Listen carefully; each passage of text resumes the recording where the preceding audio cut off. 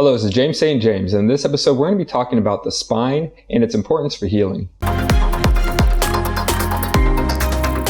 Let's learn about the functional anatomy of the human body from a healer perspective so that we can reverse engineer intuitive healing so that we can re-engineer our body and mind to think and perform how we want.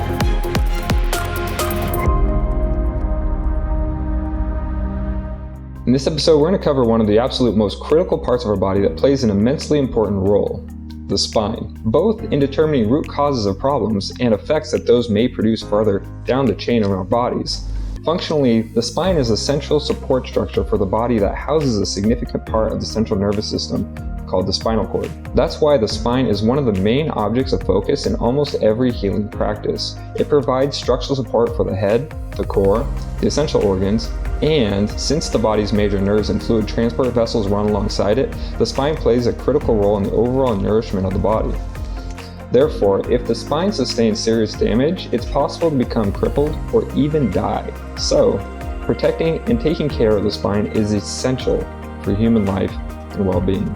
Even if we don't realize it, most people have spinal issues to some degree. You may not think of yourself as a person that has back problems, but mechanical issues only present themselves in severe cases.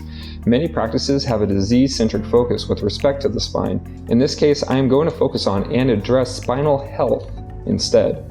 By increasing spinal health, one can improve their organ health and overall health of their body significantly. As I'm sure you understand by now, this series is meant to equip you with the information and tools necessary to reduce your stress and take control over your health. Just like many other therapeutic practices, we're going to need to learn about the spine and how to fix any problems that it might have. With the spine being such a central component of our body and well-being, the more we know about it and how to take care of it, the more control we'll have over our health. In this episode, we're going to cover how the spine works, the different sections of the spine, and what they provide, how damaging effects of the spine can lead to health issues, and the consequences of those issues.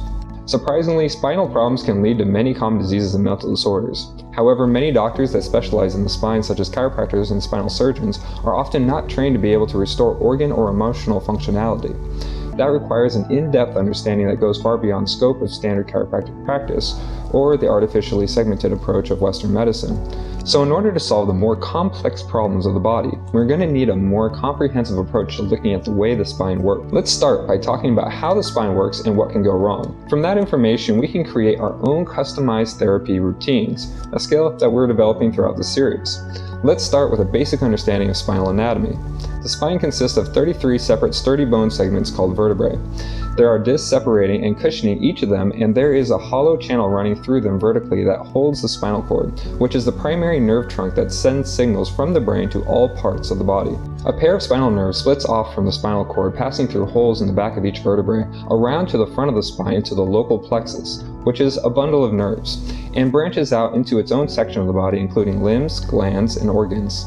Each vertebra has one of the 6 elements associated with it, depending on the organ or part of the body that the spinal nerve branches into. If you aren't yet familiar with the 6 elements, I suggest watching episode 3 of this season, where we cover those in greater depth. Since spinal anatomy helps us see the connections to the body's core components, we want to correlate the spine to the 6 elements so that we can in turn see the relationship to the human body's core components. By understanding which element is associated with which vertebra, we can use inductive reasoning to associate the condition of that vertebra with other components of the body that we can apply our healing therapies to. For example, let's say the vertebra at the top of the neck gets damaged. In 6-element theory, the C2 vertebra is the channel for the air element, so we can draw some important conclusions. As a result of that vertebral damage, it is likely that the air element organ is out of balance, since the structural damage probably results in tight sinew channels and impingement of the nerve signals it receives. Because the mechanical aspect of the body will respond to the chemical changes caused by that organ imbalance, the air element sinew channel might be damaged as well. As a side note, here was a good example of the relationship between the mechanical and chemical aspects of the body. Here we use our understanding of the Trinity viewpoints to help us trace issues stemming from the mechanical tension along the stress line to a resulting impingement in the spine that causes poor chemical performance of an organ.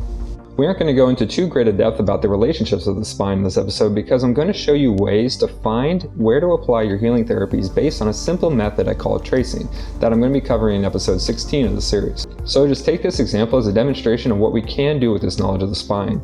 And know that you will need eventually to know this information in order to use the healing process method in order to identify and heal underlying damage in the body.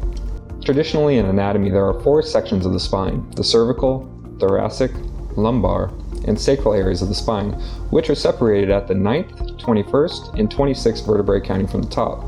This is the most standard way of categorizing the sections of the spine, so I'm following its naming conventions. But for the completeness in our model, which includes energetic polarities that also play a role here, we'll also need to understand how to divide the spine into sections based on the positive and negative aspects. If the terms positive and negative polarity are unfamiliar to you, then I would take a moment to check out episode 2 about polarity before going any further. The first 4 vertebrae are associated with a negative aspect of the spine, and the rest of the spine is positive. I'll go over why this is so, but first, let's look at this chart that shows each of the vertebrae, their respective elements, and any parts of the body that are relevant to that vertebra. Don't worry if this seems like too much information right now, as you can download this chart using the link in the description. Some of you with pre-existing medical knowledge may have noticed that the chart shown is close to the charts you may have seen in chiropractic, traditional Chinese medicine, or Ayurvedic medicine. But there are some differences. Anatomically, the relationships between the spine and the organs are usually directly associated with the relationships of the nerve branches to the plexi and the organs. However, some of them are not. The association in this diagram is based on an approach for healing rather than anatomical accuracy, meaning that if you applied a therapy to release a specific vertebra, then the corresponding organ or gland in the chart is what will be affected most. This is the way that the Chinese and Ayurvedic spinal models work as well, but I find that the charts that they use are often conflicting and have much less detail or related information. I'm constantly refining the knowledge that I present from limited existing documentation and my own experience, as there are some relationships in spinal function that still elude me. If you happen to know what body structure is being in the blank sections of this diagram, or maybe if one of the vertebrae you see has a stronger relationship with a different part of the body than what is written, then please feel free to let me know in the comments. As our own healers in training, we are going to need to know about the spine and its associated elements, because we'll be using the framework of the healing process to create therapies to fix issues in the body, including the spine. Via the method of tracing, we'll be making correlations between the lost emotional or organ functionality, and then finding where and what systems or structures in the body are damaged based on the patterns expressed in the body. With each vertebra assigned an element, now we can relate the spine to the fundamental concepts of our healing process: the Trinity, 6-element theory, and polarity, topics we covered in the beginning of the season. Now that we've gone over this chart showing which vertebra will affect what organ, let's quickly discuss how the organs are affected when the spine becomes compressed or misaligned. If the vertebra in the positive section of the spine, meaning C5 to the sacrum, becomes damaged or impinged, then the organs won't be able to perform their primary positive, chemical, or electrical functions. Because the spinal nerves go through the vertebra before entering the plexi and innervating the organs, the spacing and orientation of the vertebra is the most likely way that the nerve flow to the organs is blocked. Nerve flow to the organs is super important, because without the proper signals from the brain, the organ tissues become confused about how to perform and cannot signal the brain for help when they're damaged, which hinders their ability and function to maintain themselves. Because the spinal nerves that come through the vertebral disc areas pass through such a narrow gap, the vertebral spacing makes a big difference in the amount of room that the nerve has before it becomes impinged. Impinged nerves have trouble transmitting signals for 2 basic reasons, both because of the pain signals caused directly at the location of the impingement, and because of the blockage of the normal signal meant to pass through the impinged location. This often causes the organ to perform poorly. Collapsed discs or spinal subluxations are examples of damage that can cause these kind of effects. This is particularly true for the positive section of the spine. However, the negative section works a little bit differently. When it comes to the 4 uppermost vertebrae, the spinal nerves are responsible for conducting primary sensory information, such as taste, hearing, and sight.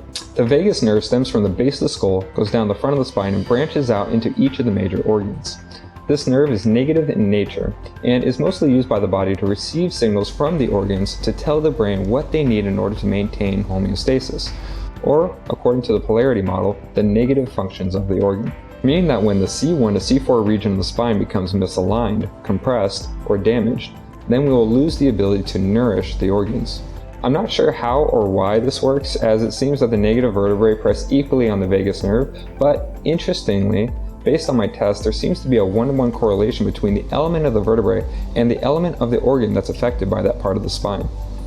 This means that we can connect negative organ functionality to the upper vertebrae according to 6-element theory, which is why I call the C1 through C4 section of the spine a negative section of the spine and the rest of the spine positive.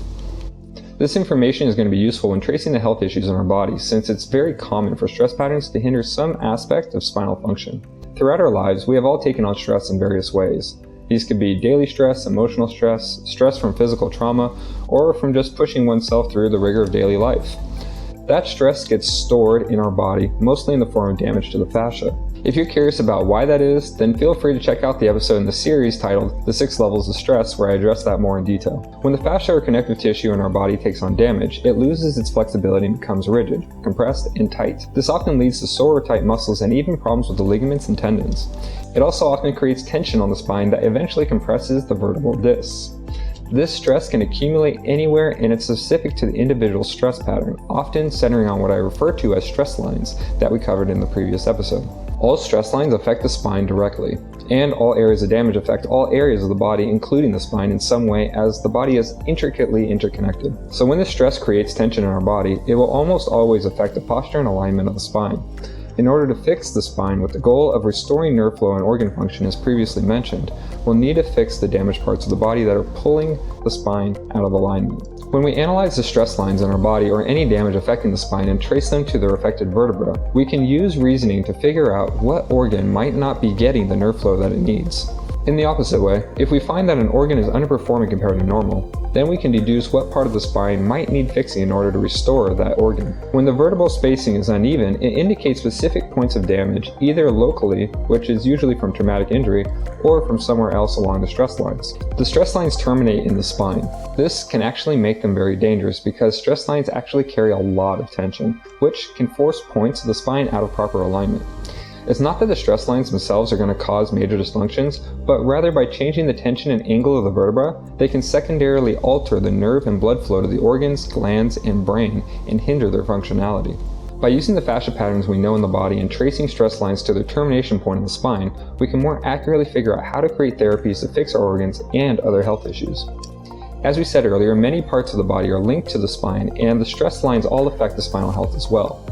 The intricacy of the connections in the body mean that when we change one part of the spinal posture or alignment, other parts of the spine will change in response, which will in turn affect the nerve flow to the other organs. Healing one part of the spine will always unlock or release tension in other parts of the spine and possibly other parts of the body related through the converging fascial patterns. For example, fixing the lumbar spine will not only help the nerve flow to the bladder, but it might also release tension on the muscles in the outer sides of the legs.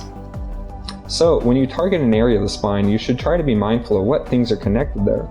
To do this, we need to develop and use our knowledge of the fascia patterns and the sinews. To demonstrate this, let's take the previous example of fixing the lumbar spine to help the bladder and release the muscles in the sides of the legs. If we take the opposite approach, then it also remains true. Say we apply a therapy to the outside of the legs, then we might feel a related release within the lumbar spine, which might affect the bladder as well. If the section of the leg that we release is within the fire element sinew channel, then by using the 6-element theory based on the mechanical level, we can expect to see a release of the water element vertebra, which would in turn correlate to the water element organ, which is the bladder. By this example, we know that if we had a problem with the bladder, we could apply our therapies to the fire positive region of the leg, which is the outside, to release the tension on the spine that would result in improved nerve flow to the bladder. This example is just a quick demonstration that by knowing the elements of the spine and the elements of the sinews that we work on, it will allow us to more accurately create therapies for a specific purpose. The connections that I'm drawing might seem a bit advanced or even esoteric at this point because you may not understand how I got from one thing to the other, but I just wanted to pick a realistic and practical example that would demonstrate not only the connection of the spine to the parts of the body, but also how we can use the 6-element theory to draw conclusions from those connections, ultimately resulting in some kind of therapeutic approach. Now that we've gone over the sections of the spine, each of the vertebrae, their associated element and organ, and how we can use this knowledge in our tracing methods, we can now go on to create practical healing therapies as I briefly demonstrated, according to the model presented in this series. It's great that we've got this important topic covered. Next time, let's jump into learning more about the body by looking at the electrical channels, how they also relate to the 6 elements, and how we can use them in our healing strategies. I'll see you in the next episode. If you want to learn more about the body and mind, then feel free to check out the other videos in this channel or subscribe. And if you have a question about anything, then drop it in the comments and I'll do my best to answer it.